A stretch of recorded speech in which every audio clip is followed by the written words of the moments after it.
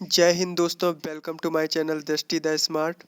तो आप लोगों का इंतज़ार ख़त्म हो चुका है। यूपी पुलिस की भर्ती जो कि आप कई वर्षों से इंतज़ार कर रहे थे जिसका, तो वो आ चुकी है। अभी तक जो हमारी पहले उन्होंने डेट दे दी थी, फिक्स पहले ही कर दी थी डेट हमारी। 11 तारीख को इसकी परीक्षा होगी, 11 फरवरी को। तो और उन्होंने अब नोटिस भी जारी कर दिया है। तो आप लोग देख सकते हो, ये हमारी आज की नोटिस है, 23 दिसंबर 2023 की नोटिस है।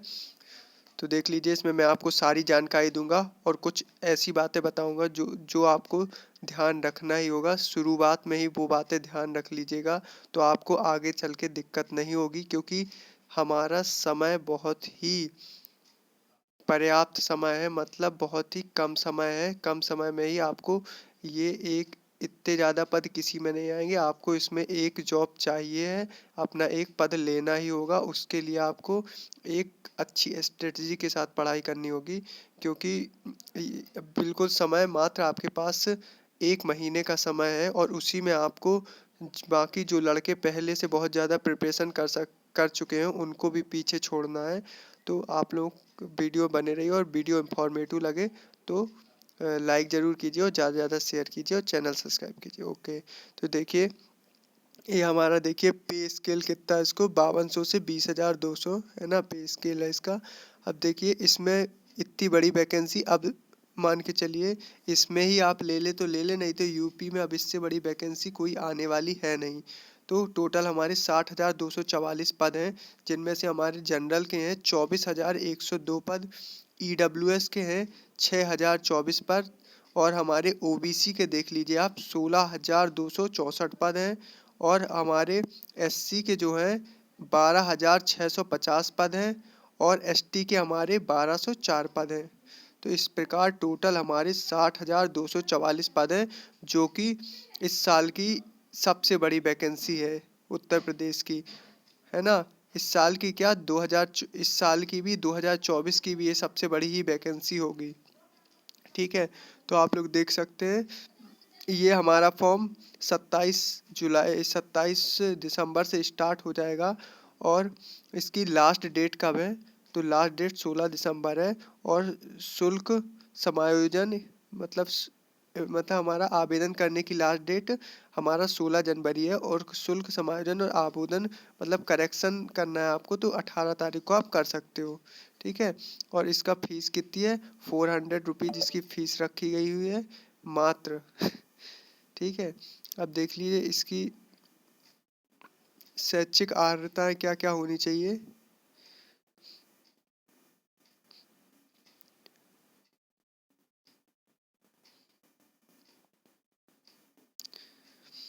तो आप लोग देख सकते हो, इसमें हमारा ये देखिए, इसमें ये 12th पर आधारित है। हमारा 12th आपका होना चाहिए। ठीक है, 10th और 12th होना चाहिए। ठीक है, 12th पे आधारित है। बीए बीएससी इसमें ग्रेजुएशन से कोई लेना देना नहीं है भाई, 12th होना चाहिए। और इन लोगों को स्पेशल छूट मिलती है, जो हमारा क्या, ओ स्तर वालों को, और 2 वर्ष का सेना सेवा और बी प्रमाण पत्र को। ठीक है, और इसकी देखिए एज लिमिट क्या है, तो हमारी 1 जुलाई को 18 वर्ष आपकी आयु हो जानी चाहिए, है ना।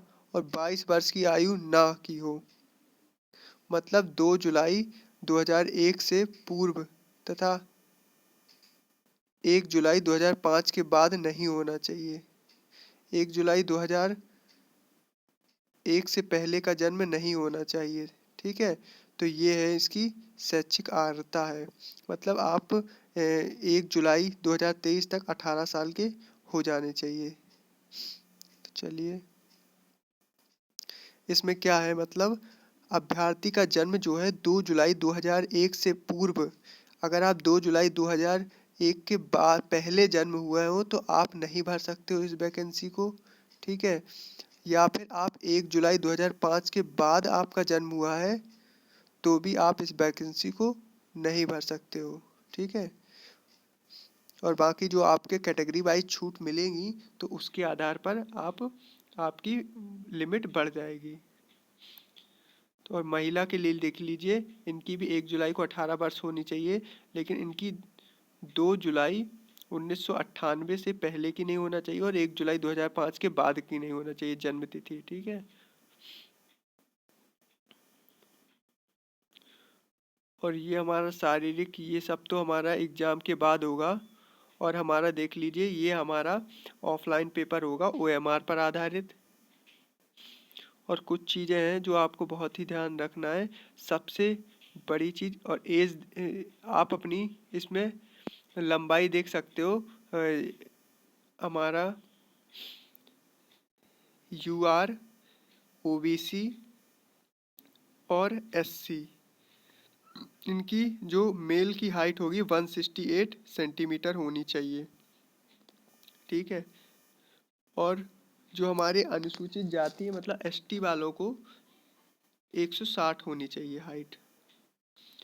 और देख लीजिए हमारा चेस्ट कितना होना है, 79 मीटर बिना फुलाए होना चाहिए और कम से कम 84 सेंटीमीटर फुलाने पर होना चाहिए। और इन्होंने SC को भी जनरल और OBC कैटेगरी में डाल दिया है, ST को केवल अलग कर दिया है, ठीक है। सीधा न्यूनतम 5 सेंटीमीटर फूलना चाहिए, ये तो होना ही चाहिए, ठीक है। वजन का विशेष ध्यान दें ओवर वेट वाले। और इसकी देख लीजिए, हमारा पुरुष के लिए 4.8 किलोमीटर दौड़ होनी चाहिए, वो भी 25 मिनट में। और महिलाओं के लिए 2.4 किलोमीटर 14 मिनट में पूरी होना चाहिए। ये सब हमारा एग्ज़ाम के बाद जो हमारा फिजिकल होगा उससे रिलेटेड है।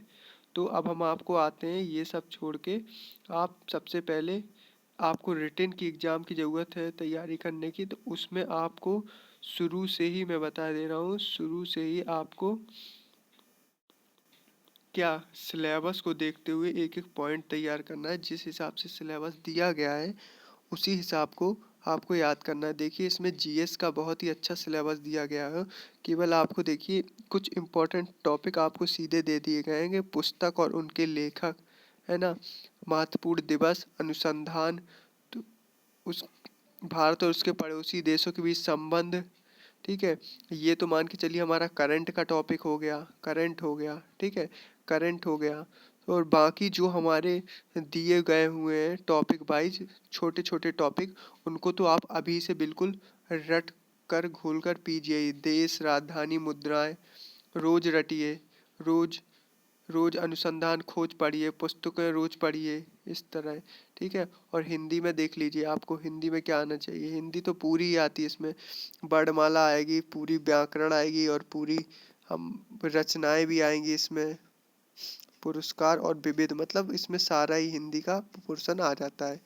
अब देख लिए इसको, मैथ को भी इसको दो भागों में बांट दिया गया है, मतलब दो भागों में, एक न्यूमेरिकल एबिलिटी, एक मेंटल एबिलिटी में। न्यूमेरिकल एबिलिटी में क्या आ जाएगा, हमारा जो साधारण हमारा अर्थमेटिक और हमारी एडवांस आ जाएगी। और इसमें कुछ लॉजिकल क्वेश्चन आएंगे हमारे, जो हमारा मेंटल एबिलिटी है, कुछ लॉजिकल क्वेश्चन इसके द्वारा भी पूछे जाएंगे, ठीक है। और ये हमारा यहाँ पर रीजनिंग है, तो रीजनिंग भी आप देख सकते हो, उसको भी दो आधार पर बांट दिया गया। एक तो मेंटल एप्टीट्यूड IQ, इसको तीन बेस पे बांटा गया, मेंटल एप्टीट्यूड, IQ और रीजनिंग एबिलिटी, ठीक है। तो आप देख सकते हो इसका सारा सिलेबस पढ़िए और टॉपिक वाइज इसको तैयार करिए।